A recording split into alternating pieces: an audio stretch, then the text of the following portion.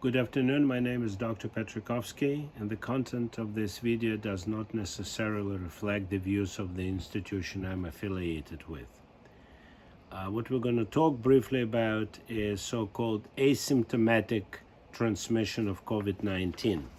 There was a recent article that brought to my attention that says that we don't really fully understand the term asymptomatic. At certain point, World Health Organization said that the rate of asymptomatic transmission is very low. As usual, they were damn wrong.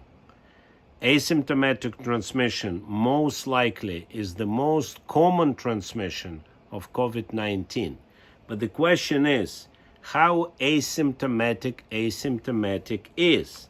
And I want to share with you another article on COVID-19 update with so-called asymptomatic infections and antibodies in cerebrospinal fluid.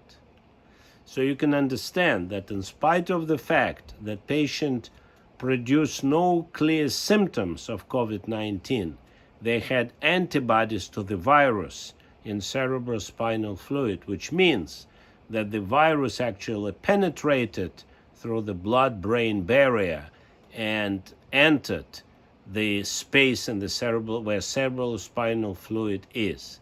So probably, especially now, when the entire picture of COVID-19 have changed, asymptomatic transmission probably will play a major role in the disease. People keep saying testing. The problem is that we really don't understand a lot about the immunity related to COVID-19. There have been a lot of recent publication very clearly saying that the testing, especially antibody testing, are not as useful as we used to think.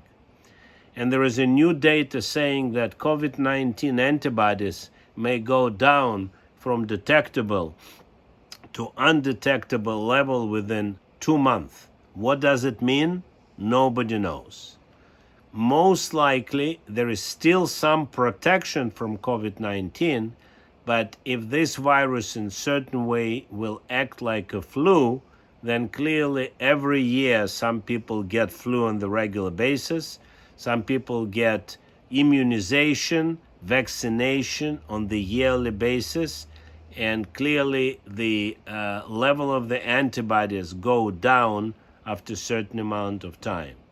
So in general, for the health policy people, before coming with strong recommendation or call for more and more testing, we need to understand what the test means and how to interpret it.